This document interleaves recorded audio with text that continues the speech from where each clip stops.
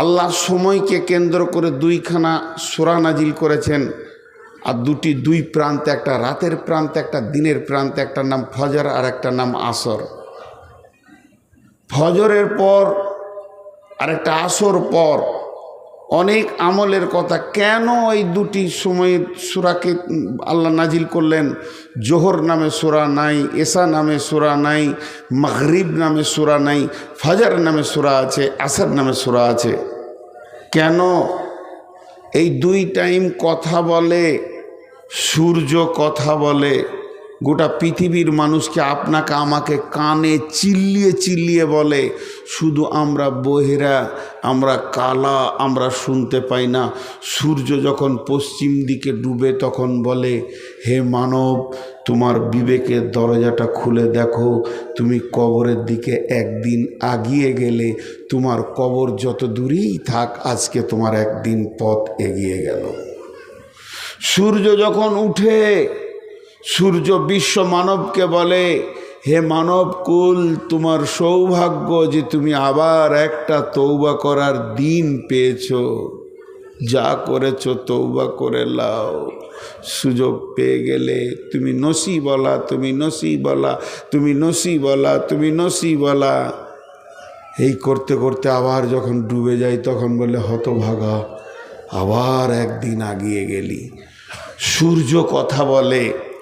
সামনে রমজান আসছে, এই রমজান মাসে দুইজন ফেরেশতা এলান করে, বিশ্ববাসী আদম সন্তান যারা গুনাহ করছো, রুখে যাও, বাস করো, বাস করো, থেমে যাও, থেমে যাও, আর গুনাহ করো না। তওবার একটা মাস দিয়েছে আল্লাহ, সুযোগ পেয়ে গেছো। গোটা মাসটাই হচ্ছে রহমতের, মাগফিরাতের এবং জাহান্নাম থেকে মুক্তির। গোটা মাসটা 1 থেকে 30 পর্যন্ত তওবা করে লাও। আর একজন ফেরেশতা বলে, এ নেকি করনেওয়ালা, আগে বাড়ো, আগে বাড়ো, আরও আগে বাড়ো, আরও আগে বাড়ো, নেকি করতে থাকো। আচ্ছা বলেন, আমি একটা বায়ান শুনছিলাম, আপনারা ভাবেন না যে আমি বায়ান শুনি না। আমার খুব প্রিয় বক্তা কিছু আছে যাদের বায়ান আমি শুনি। তার মধ্যে একজন পাকিস্তানি বক্তা আছে, উনি একদিন বক্তব্য রাখতে রাখতে বলেই ফেললেন, জিনের কটা রূপ আছে, তার থেকে মানুষের রূপ বেশি আছে। জিনের রূপকে ধরা আসান, কিন্তু মানুষের রূপকে ধরা কঠিন। আমি আপনার সঙ্গে হাঁটছি, আপনার জানটা নেওয়ার জন্য শত্রু বোঝা বড় কঠিন, কিন্তু আয়াতুল কুরসি পড়লে জিন বাঁধা পড়ে যায়। তার যত কুবুদ্ধি আছে সে উজাড় করে দেয়, আর করব না, এইটা করতাম, ওইটা করতাম। সূরা ফাতিহা পরে ফুঁক মেরে দেবে, চিল্লিয়ে উঠে, না না না না, আর করব না, আমাকে ছেড়ে দাও, আমি এই করতাম। তাহলে জিনও ধরা খেয়ে গেল। কিন্তু আমার সাথে যে মানুষ হাঁটছে, মানুষের যে পৃথিবীতে কত রূপ আছে, একটা মানুষ কত রকম হতে পারে, একটা মানুষ কত রকম বলতে যদি এখন শুরু করা যায়, আমার ব্রেনে যা আছে তা 2 ঘন্টায় শেষ হবে না। মানুষের কত রূপ আছে দেখেন, এইখানেই দেখেন। যে কটা লোককে বললাম ভাই বসে যান, কত সুন্দর বসলো, মজলিসটা কত সুন্দর লাগলো। হয়তো তারা ভুল করে দাঁড়িয়েছিল, কিন্তু কিছু লোক প্রতিজ্ঞা করেছে দাঁড়াবো, বসবো না, ওই দূরে গিয়ে আম গাছের আড়ে থেকে দাঁড়িয়ে আছে। এদেরকে কে তাবিজ দেবে আর ওষুধ দেবে, বসাবে? এটা মানুষের রূপ। আমি এটা উদাহরণ দিচ্ছি, আমি কাউকে কিছু কমেন্ট করছি না, মানে মানুষের রূপ বলছি। কারণ হযরত নূহ আলাইহিস সালাম আল্লাহকে বলেছিলেন, আল্লাহ দিন রাত কেঁদেছি তোমার দিনের দাওয়াত নিয়ে, আমার কথা শুনেনি মানুষ, নূহের কথা শুনেনি, নবী মুহাম্মদ সাল্লাল্লাহু আলাইহি সাল্লামের কথা শুনেনি, থরি আমার কথা শুনবে? তো এগুলো হচ্ছে মানুষের রূপ। তো যে কথা আমি আপনাদের সামনে বলতে চলেছি, আজকের বক্তব্যটা হচ্ছে যে আমি কোন জায়গায় দাঁড়িয়ে আছি, একটু আত্মসমালোচনা করব সবাই। মোবাইলটা নিলাম, এমনি করে যখনই দাববো তো দেখছি ব্যাটারিটার 20% আছে। মেয়েকে ডেকে বলছি, হাফসা মা, চার্জারটা দাও তো, একটু চার্জ করে নিই। এমনি করে লাগিয়ে দিলাম, হ্যাঁ চার্জ হচ্ছে। আধ ঘন্টা পর নিয়ে নেবো, 100 হয়ে যাবে। আবার মোবাইলটা নিলাম, ব্যালেন্স আর 2 দিন। মোবাইল নিজেই বলছে তাড়াতাড়ি রিচার্জ করেন, আর মাত্র 1 দিন আছে, 24 ঘন্টার মধ্যে আপনার ফোন করার ফেসিলিটিটা হারিয়ে যাবে। আমি ফোন করছি, সেলিম কি ভাই একটা রিচার্জ মেরে দে তো, 3 মাসের মেরে দিল। তাহলে আমি মোবাইলের দুটো অপশন দেখতে পেলাম, একটা হলো ব্যাটারি কত আছে আর রিচার্জ কত আছে। কিন্তু আপনি আমি বলেন তো আমার জীবনে হায়াত কত আছে একবার কি করে দেখা যায়? আর কদিন বাঁচবো, আর কদিন বাঁচবো, আমাদের হায়াতটা কতদিন আছে কিভাবে দেখবেন? এর কোনো দেখার রাস্তা নাই। দ্বিতীয়, এই দেখো দুজন এসে ঠিক দাঁড়ালো, দুইজন আসলো, হিলদোল হিলদোল করেছে, টুক করে ওখানে দাঁড়িয়ে গেল, পুরো মজলিসটাকে খারাপ করে দিলাম। আর একটা জিনিস তাকান, যেমন আমি আমার বয়সটা দেখতে পেছি না, তেমনি আমি আমার জীবনে নেকি কতটা করেছি, গুনাহ কতটা করেছি, এটা দেখার কোনো রাস্তা, যেটা বলেন দেখার কোনো রাস্তা আছে? এখন আমরা যে হাঁটছি প্রত্যেকে কবরের দিকে হাঁটছি, কিন্তু কোন দিকে হাঁটছি? কবরের দিকে। আর কবর এমন একটা সুলুঙ্গ, তার দুইটা জায়গা আছে, একটা নাম জান্নাত আর একটা নাম জাহান্নাম। কবর এমন একটা সুলুঙ্গ, যে সুলুঙ্গে জান্নাতি জাহান্নামী একসঙ্গে ঢুকবে। কবরে কোনো গ্রুপ নেই, সেকশন নাই, জাহান্নামীরা ঢুকবে না জান্নাতিরা ঢুকবে এরকম নাই। তুমি বেঈমান হও চাই ইমানদার হও, তোমাকে ঢুকতেই হবে। দিনাজপুরে আমি একটা উদাহরণ দিয়েছিলাম, এই যে প্যান্ডেলটা যত বড় রয়েছে, এত বড় একটা লম্বা নেট ওই খুব মোটা নেটগুলো লাইলনে নিয়ে এসে চারিদিকে টান দিয়ে বেঁধে দেন, একটু যেন কোথাও টোল পড়ে না থাকে, আর মধ্যখানে একটা ফুটা করে দেন, আর ওখানে একটা ইট বেঁধে দেন, যেন নেটটা যেন এরকম হয়ে থাকে। যত নেটে সরিষা ছড়িয়ে দেবেন সব গড়ে গিয়ে একটা ফুটতে top top top top top top করে পড়বে। মার্বেলের গুলি যদি দিয়ে দেন, গোটা নেটের ভিতরে একটা যদি ফুটো থাকে, খালি ওখানে নেটটা একটু নামিয়ে দেবেন ইট দিয়ে, top top top top top top করে পড়বে। এ বিশাল পৃথিবীটাকে আল্লাহ মানব দিয়ে সাজিয়ে দিয়েছে, খালি একটা গর্ত করেছে যার নাম কবর, ঢুকতেই আছে top top top top top top. আপনি যার কত দূরে আছেন, কখন আমি ঢুকবো এটা আমাদের জানা নেই।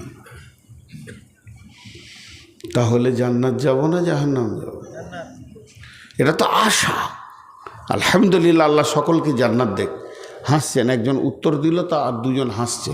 ওরা ভাবছে হয়তো যে পাগলা বলি বলে ফেলেছে। এমনও নামাজেও হয়, একজন আমিন বলবে আর 5 জন খালি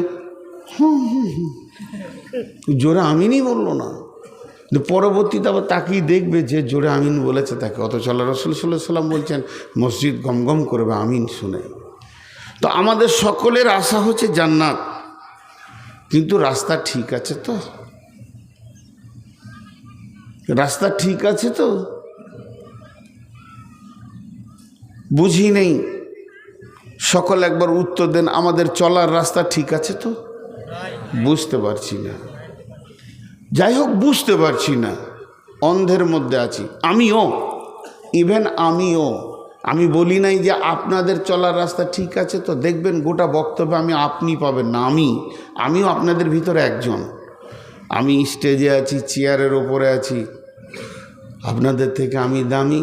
জি না। যে মালটা দামি হয় সেই পাল্লাটা নিচেই থাকে, যে পাল্লাতে মাল থাকে না ওইটাই ওপরে থাকে। চেয়ারে ওপরে বসার নাম যদি দাম বেশি হতো, তো আমার থেকে তো বাঁদরের দাম আরও বেশি, ও তো অনেক উঁচুতে থাকে। তো উঁচুতে ওঠার নাম নয়। আমি আপনাদের সাথে একজন, আপনারা 99 জন, আমাকে নিয়ে 100 জন। তো আমার রাস্তা ঠিক আছে, আমি ঠিক আছি, কাকে জিজ্ঞেস করব? কে বলবে এটা আপনাকে? রাসূলুল্লাহ সাল্লাল্লাহু আলাইহি ওয়াসাল্লাম তো নাই পৃথিবীতে। কোন ডাক্তারের কাছে যাব যেখানে প্রেশারটা মেপে দেন, হাই না লো না ঠিক আছে, এমনি করে দিয়ে ফসফস ফসফস করে মেপে দিল? সেটাও তো নেই বাবা, যে ইমানটা একবার মেপে দাও। আমি কত দূরে আছি, আমার জান্নাত আছে না জাহান্নাম আছে, আমি ঠিক আছি না ভুল আছে, এটা তো আমার দরকার আছে, এটা আমার তো জানার দরকার আছে। নাহলে ভুলের ভিতরেই 70 বছর হেঁটে দিব, হঠাৎ আজরাইল এসে বলবে চলো, তখনও আমি ভুলে আছি। তাহলে আমাকে রিপেয়ার করতে হবে, বেঁচে থাকতে থাকতে রিপেয়ার করতে হবে আমার উপস্থাপনার কথাগুলো। তারপর আমি আয়াত ধরবো, তো ইনশাল্লাহ পর পর আয়াতগুলো বলবো। হে আমার মা, হে আমার খালা, আজকে প্রজেক্টের মাধ্যম দিয়ে দেখার একটা প্রসেসে রয়েছে বলে আপনারা দেখছেন, কিন্তু আমাকে দেখা তো আপনাদের জন্য হালাল নয়। সত্য কথা বলতে তাকওয়ার নজরে হালাল নয়। দেখতে পান আর না পান, কথাগুলো কান দিয়ে শুনবেন। আমাদের যে এতগুলো বয়স পার হয়ে গেল, আমার রাস্তা ঠিক আছে কিনা। এখন একটা উদাহরণ দিব। এই পানির বোতল এনেছে না বেরেল এনেছে, এইটাকে পানি খেতে গেলে একটা লিভারের দরকার হবে, প্রয়োজনে হয়তো জিসিপি লাগবে মনে হয়। আমি ঘন ঘন পানি খাবো, এক ফোঁটা করে, আমার জিভ জড়িয়ে গেছে। আমার তো পিয়াস লাগেনি, এর আগে পানি দিয়েছে নাকি আল্লাহ জানে। পানি খাবো বলবি, ধারা ব্যবস্থা করে দিত, শেষকালে পাইপ লাইন দিয়ে দেবে নাকি আল্লাহ জানে। মজাক করলাম, ভাবেন না, রেগে গেছি। ছোট বোতল হলে ভালো, একটু মজাক না করলে হয় না। কথায় কথায় সবাই বলে নূর মোহাম্মদ খুব রাগী, আমাকে দেখে রাগী মনে হয়? হ্যাঁ, রাগী মনে হওয়াটা ভালো। যদি রাগী না মনে হয় তাহলে আমি আবার হিজড়ে গ্রুপে চলে যাব। যে বেটা ছেলে রাগ নাই সে বেটা ছেলেই নাই।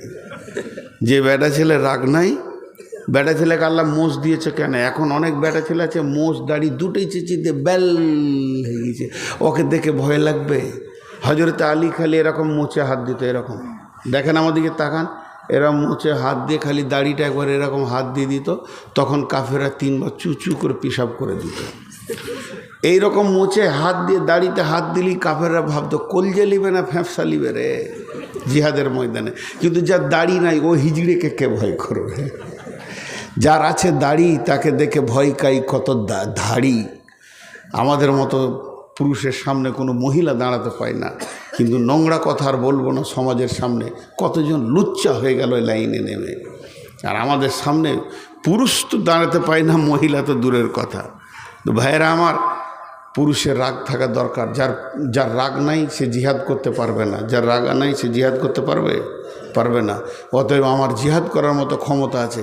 যেদিন মুদি প্রথম গদিতে আসে, শপথ বাক্য নাই, সেদিন ছিল বৃহস্পতিবার, পরে শুক্রবার বীরভূমে জালসা জুমা পড়াতে গেছি। তা বলে আপনারা খুশি না দুঃখিত? বলছি দুঃখ লাগছে, মুদি গদিতে। আমাকে খুশি লাগছে যে এবার জিহাদ করতে পাবো। এতদিন তো হিজড়ে হয়ে বসেছিলাম। বদর, ওহুদ শুনেছি, খন্দক শুনেছি। যখন ওহুদের বদরের বক্তব্যগুলো শুনি তখন মনে হয় না যে ওখানে আমি যদি হাজির থাকতাম? মনে হয় না?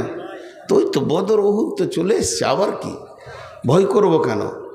অতএব সকলে একটা কথা বলি যে আমরা কত দূরে আছি কি করে জানবো? একটা উদাহরণ দিই। আমি এখন গাড়িটা নিয়ে বেরিয়ে যাব। যখন বেরিয়ে যাব কমিটির ছেলে বলবো হুজুর থেকে যান। আমি বলবো না, রাত্রিতেই আমাকে বাড়ি যেতে হবে। মৌলানা ভাইকে আমি ওস্তাদজি বলি, উনি ফোন করলেই আমি বলি ওস্তাদজি কেমন আছেন? উনি আমার ওস্তাদ। ওস্তাদ মানে এই তোরা দাঁড়িয়ে গেলি কেন রে? তোরা এসি খিচিক করে দাঁড়িয়ে ওখানকার মাটিটাকে তুলে ফেলতে হবে নাকি শেষ পর্যন্ত? বেয়াদব বস।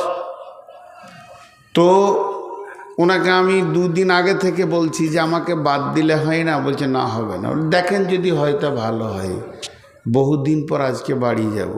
জি ভাই। তো তারপরে এসে বললাম আমাকে আগে দেন, বল তাও হয় না। তারপরে আবার এমনি মাস ফুরুইছেন, আবার বাড়া দিন 10টা বেজে গেছে, তখন উনি আবার বাড়ি গিয়েছেন। আজীব ব্যাপার। যাই হোক, নসিবে যেটা থাকে সেটাই হয়, সমস্ত কন্ট্রোল আল্লাহ করেন। এবার আমি বেরিয়ে যাচ্ছি, তা আমাকে কমিটি ছেলে জিজ্ঞাসা করছে কোথায় যাবেন? আমি বললাম কলকাতা। ওনারা তখন বলছে গিয়ে উঠবেন হাই রোডে, সাজুর মোড়, ডান দিকে আপনার গাড়িটাকে নেবেন। ডান দিকে নেওয়ার পর চাঁদের মোড় পাবেন, টোল পাবেন, আহিরন ব্রিজ পাবেন, এরপর অজগরপাড়া পাবেন, তারপর আপনি জঙ্গিপুর পাবেন, জঙ্গিপুরের পর ওমরপুর পর তারপরে আরেকটা পাবেন। এই করতে করতে বহরমপুর পাবেন, আরেকটা টোল পাবেন, কৃষ্ণনগর পাবেন। আপনি জানবেন আপনার রাস্তা ঠিক আছে। আর যদি তার পরিবর্তে গাড়িটা ভুল করে হ্যান্ডেলটা বাঁ দিকে দিয়ে দেন, আর যদি দেখেন যে ডাকবাংলা, ধুলিয়ান, বল্লালপুর, ফারাক্কা ব্রিজ, তাহলে আপনার রাস্তা ভুল হয়ে গেছে। গাড়িটাকে ব্রেক করে আবার হ্যান্ডেল ঘুরিয়ে সোজা রাস্তায় আসতে হবে। এটাই হলো রাস্তা। এখন আমাদের জন্যে কোরআনকে 2টি প্রশ্ন আমরা সবাই করব। কোরআনকে, হে কোরআন তুমি কখন এসেছো পৃথিবীতে এবং কি জন্যে এসেছো একসঙ্গে বলো। বিসমিল্লাহির রহমানির রহিম। শাহরু রমজান আল্লাযী উনজিলা ফীহিল কুরআনু হুদাল লিন্নাস। দুটো উত্তর হয়ে গেল। কোরআন বলে আমি রমজান মাসে এসেছি, পৃথিবীর বুকে আমাকে প্রথম নাজিল করা হয়, পাঠানো হয় রমজান মাসে, এবং আমি রমজান মাসে এসেছি। আমার ডেট অফ বার্থ হলো রমজান মাস। কিন্তু আমি কেন আসলাম? আমি এসেছি পৃথিবীর মানব কুলকে, নারীকে, পুরুষকে, যত রকম মানুষ আছে সকলকে জান্নাতের পথ দেখাতে। হুদাল্লিন্নাস, হুদাল্লিল মুত্তাকিন, আবার হুদাল্লিল আলামিন। বিশ্ববাসীকে, সমস্ত মানুষকে, মুত্তাকিদেরকে জান্নাতের রাস্তা দেখাতে এসেছি। কোরআন বলে দিলেন। তাহলে তো আমাদের কোরআনের কাছে আসলেই রাস্তা পেয়ে যাব। কোরআনের ভিতরে একটা হাই রোড আছে, জাতীয় সড়কের থেকেও বড় হাই রোড, যে রোডটা জান্নাতে গিয়ে পৌঁছিয়েছে, যে রোডটা জান্নাতে গিয়ে পৌঁছিয়েছে। দেখেন, ছোট করে একটা কথা বলি, যে 2 বিঘা জমি, 2 ভাই একসঙ্গে, 2 বিঘা জমি 2 ভাই, কিংবা সাজুর মোড়ে 2 কাটা জায়গা মেন রোডের ওপরে 2 ভাই আব্বাকে জিজ্ঞেস করছে, আব্বা আমি কোন দিকটা নিব, দক্ষিণ দিক না উত্তর দিক, না পূর্ব দিক না পশ্চিম দিক? আব্বা গেল লাঠি দিয়ে মেপে মাঝে একটা দাগ দিয়ে ডান দিকটাকে বলল ছোটকে তুই লিবি, দিয়ে বাড়ি চলে আসলো। তাহলে বাম দিকটা কার? বড়। এটা বুঝতে তার অসুবিধা নেই। আল্লাহ তাবারাক ওয়া তাআলা বলছেন, আল্লাহু ওয়ালিয়ুল্লাযীনা আমানু ইখরিজুহুম মিনাজ-যুলুমাতি ইলান-নূর ওয়াল্লাযীনা কাফারু আউলিয়াউহুমুত-তাগুতু ইখরিজুনাহুম মিনান-নূরি ইলাজ-যুলুমাত উলাইকা আসহাবুন নারি হুম ফিহা খালিদুন। কোরআনের রাস্তা দুটো আছে। ওয়া হাদাইনাহুন নাজদাইন, ইম্মা শাকিরা ওয়া ইম্মা কাফুরা, দুটি রাস্তা। তাই আল্লাহ তাবারাক ওয়া তাআলা বলছেন, যারা আল্লাহর সাথে বন্ধুত্ব কায়েম করলো, আল্লাহকে যারা আপোষ করে নিল, আল্লাহর সাথে যারা লেনদেনের বিনিময়ে নিজেকে জড়িত করে নিল, তারা আল্লাহর বন্ধু। আল্লাহু ওয়ালিয়ুল্লাযীনা আমানু, তারা ঈমান আনলো। ঈমান আনার পর কি করলো? ইখরিজুহুম মিনাজ-যুলুমাতি ইলান-নূর, তারা অন্ধতা থেকে বের হয়ে আলোর পথে চলে এলো।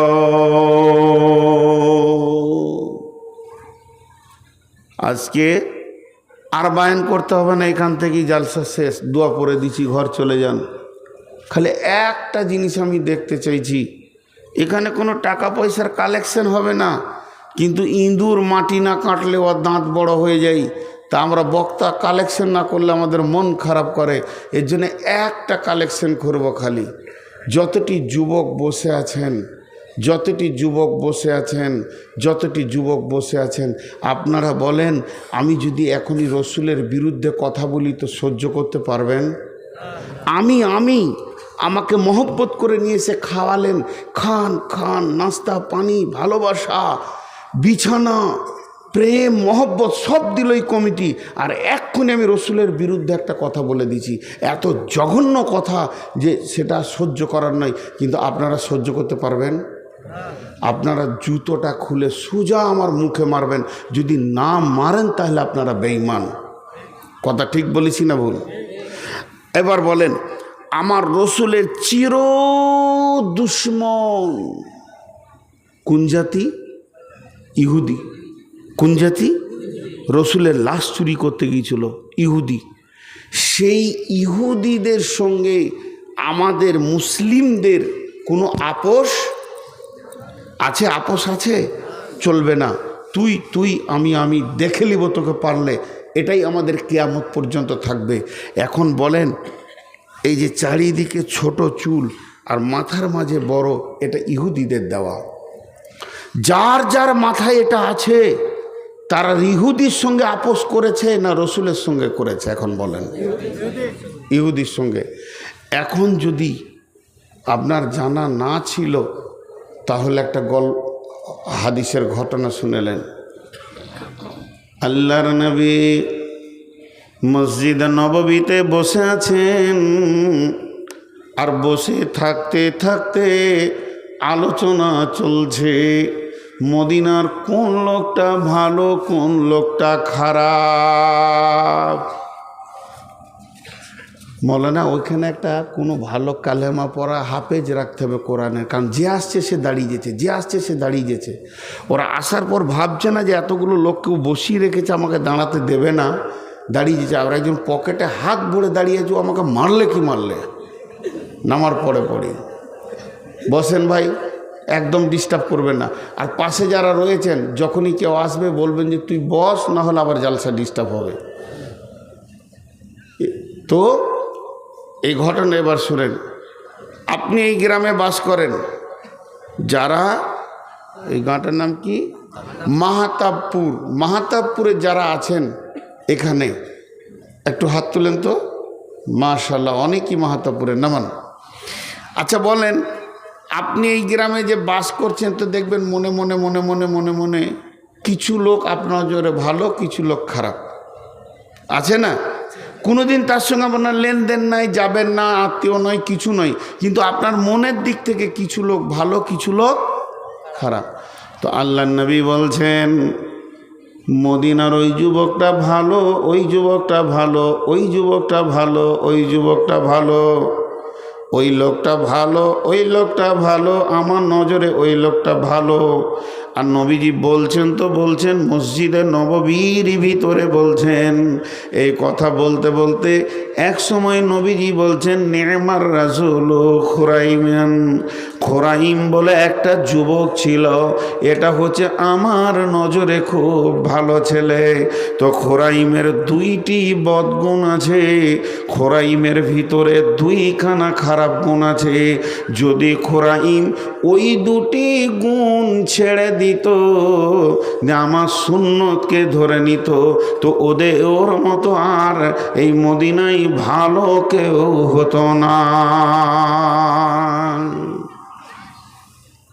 একটা হচ্ছে ওর আবার নিজের মন মতো এই লম্বা চুল রেখেছিল, ও মাস্তান মদিনার আর কি, লম্বা চুল রেখে নিয়েছে, আর টাকনোর নিচে কাপড়, এই ছিল ওর অভ্যাস। আল্লাহ রসুল বললেন ওর এই দুটা খারাপ। বাস সন্ধ্যায় আলোচনা হয়েছে কোন একটা টাইম, ওর একটা হয়তো বন্ধু বান্ধব কেউ মদিনার কোনো ওখানে লোক যারা বসেছিল ওকে দেখতে পেয়েছে, যে বলছে খোরাইম রে, এ খোরাইম, বলে কি তোর কথা রসুল মসজিদে নবীতে আলোচনা করছিল, তুই বলে রসুলের নজরে ভালো ছেলে। বলেন ওর কলজেটা কেমন হবে? খুশিতে একবারে বলছে ঠিক নাকি, আমার নাম নিয়েছে রসুল, বলে হ্যাঁ, কিন্তু তোর দুটা জিনিস খারাপ বলেছে। তখন মুখটা ফের নেমে গেল, এতক্ষণ বুক ফুলে গেল, দুটা খারাপ বলেছে, সঙ্গে সঙ্গে মুখটা নেমে গেল। রসুল আমার দুটা খারাপ দেখেছে। কি বল? বলে তোর যে হেপি চুল, এটা রসুলকে খারাপ লেগেছে, আর টাকনুর নিচে কাপড়টা খারাপ লেগেছে। খোরাইম বলছে ওরে চুল রে, তোর জন্য আমার রসুল নারাজ হয়ে যেছে, আমি আর একটা সেকেন্ড মানব না, আর নাপিত ঘরও যাব না। নিজে এমনি করে ধরেছে আর নিজেই কাঁচি চাক্কু চালিয়ে কেটে ফেলে দিলে তোর চুলকে বিক্রি করে খাই, তোর চুলের গুষ্টিকে বেচে দিই, আমার নবী নারাজ হয়ে গেছে, এ কাজ আমি করতে পারবো না। টাকনুর নিচের কাপড়টাকে ধরে ফাড় ফাড় করে ফেলে দিয়ে আবার ওটাকে কাঁচি করে বেলেটে করে ছুঁড়ে ফেলে দিল, তোর জন্য আমার রসুল নারাজ। আমি একটা তাবলীগ করলাম, এখানে যে যুবকের চুল ইহুদির মতো আছে, কালকে কে কে কাটবেন হাত তুলেন তো দেখি একবার। রসুলকে খুশি করার জন্যে কালকে পুরা চুলকে কেটে গোটা মাথাকে সমান করে নিব, ইহুদিদের মতো আর চুল রাখবো না। এক দুটো যুবক হাত তুলেন তো, তাহলে এই তাবলীগটা হয়ে গেল, জালসা একটা কালেকশন হয়ে গেল। লজ্জা করবেন না, লজ্জা করবেন না। এই মজলিসটা লজ্জার মজলিস লয়, কিয়ামতের মাঠটা লজ্জার মজলিস। অতএব কোন যুবক আছেন যে হেদায়েতের রাস্তায় উঠে দাঁড়াবে? একটা যুবক, আমি 10,000 টাকা চাইছি না বাপ তোমার কাছে সোনামানিক, তুমি বলো যে আমি এতদিন জানতাম না যেটা রসুলের নারাজ হবে আমার এই চুলটাতে, আমি কাল কি এটাকে একদম কেটে শতটাই সমান করে নিব। আল্লাহ রসুল সমান চুল রাখতেন, সমান চুল ভালোবাসতেন, এবং লিম্মা জুম্মা আফরা 3টে চুল রাখা যায়। অতএব সমান করে ছোট বড় রাখবো না, কাটবো। কেউ আছে? একটা কালেকশন করছি, একটা জালসাটা টাকা সব শোধ হয়ে যাবে, 2 লাখ খরচা 3 লাখ খরচা সব শোধ হয়ে যাবে। কিন্তু এখনও হাত তুলতে পারিনি। যদি আমাদের মাথাগুলো একবার খোলা যায়, কতজনের আছে? এবার বলেন, আপনাকে আমি জিজ্ঞেস করছি, সারা দিন আপনি তৃণমূলের মিছিলে ঘুরছেন, সারা দিন তৃণমূল কংগ্রেস জিন্দাবাদ জিন্দাবাদ বলছেন, আর তৃণমূলের দেয়াল লিখছেন, তৃণমূলের প্রচার করছেন, আর যখন ব্যালটটা আপনার হাতে দেওয়া হয়েছে তখন আপনি মেরে দিয়েছেন হাতে, নাহলে কাস্তেতে। আপনি কি তৃণমূল না সিপিএম? বলেন, ব্যালট যখন দেওয়া হয়েছে তখন তারা হাতুড়ি কাস্তেতে মারছে, ও তৃণমূল না সিপিএম? তো তৃণমূলে যে দলে ঘুরছে। তো আমাদের জবানে রসুলকে ভালোবাসি, চিল্লানিতে রসুলকে ভালোবাসি, রসুলের বিরুদ্ধে একটা কথা নূর মোহাম্মদ বললে ওর মুখে জুতা মেরে দিব, শুনে খুশি হলাম, আপনার জুতাটা ফুল বলে কুড়িয়ে নিব, কারণ আমি রসুলের বিরুদ্ধে কথা বললে আপনি মারবেন, এটা অনেক আনন্দের কথা। তবে একটিবার বলুন, আপনার মাথার উপরই রসুলের বিরুদ্ধটা রয়েছে, এর বিচারটা আপনার বিবেক দিয়ে করেন একবার। যুবক একজন হাত তুলতে পারবে, আমি তার জন্য কাবার দরজার কাছে গিয়ে দোয়া করবো, ইনশাআল্লাহ হেদায়েতের দোয়া করব, জান্নাতের দোয়া করব। বলেন একজন, যে আমি যা হয়ে গেছে আগামী কালই আমি নাপিতের কাছে গিয়ে চুল কেটে নেব। একজন চাইছি আমি, একজন হাত তুললে 20 জন তুললে লজ্জার ব্যাপার এটা নাই। আমি চাইছি আজকে তাবলীগ জালসাটা হোক। আছেন কেউ হাত তোলার জন্য?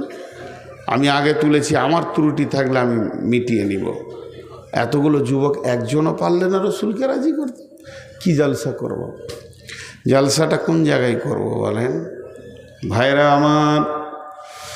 তো আল্লাহ তাবারাক ওয়া তাআলা বলছেন, নবী হে, যারা আল্লাহর সঙ্গে আপোষ করে আল্লাহকে ভালোবেসে নেয়, যারা নবীকে ভালোবেসে আপোষ করে নেয়, আমার আল্লাহ বলছেন তারা নিমজ্জিত গহ্বর অন্ধকার থেকে বের হয়ে আলোর দিকে দ্রুত গতিতে দৌড়ছে। তারা আলো পেয়ে গেছে।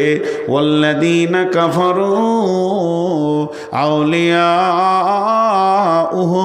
তাগুতু ইখরিজুনাহুম মিনান নূরি ইলায যুলুমাত উলাইকা আসহাবুন নারি হুম ফিহা খালিদুন। যারা আপোষ করবে তাগুতের সঙ্গে, আপোষ করবে শয়তানের সঙ্গে, যারা আপোষ করে নেবে, বন্ধুত্ব করবে বেঈমানদের সঙ্গে, তারা কি করলো? তারা নুরানি ভালো পরিষ্কার স্বচ্ছ রাস্তাকে ছেড়ে দিয়ে নিমজ্জিত গহ্বর কালো অন্ধকারের ভিতর দিয়ে দৌড়তে শুরু করলো। আমার আল্লাহ বলতে, শোন শোন শোন, ওই রাস্তাটা কোথা গিয়ে শেষ হয়েছে, ওই হাই রোডটা কোন জায়গায় গিয়ে ঢুকেছে, তোমার রোডটা গিয়ে ঢুকেছে উলাইকা আসহাবুন নারি হুম ফিহা খালিদুন। ওই রোডটা গিয়ে ঢুকেছে গহ্বর অন্ধকার লেলিহান জ্বলন্ত আগুনের ভিতরে।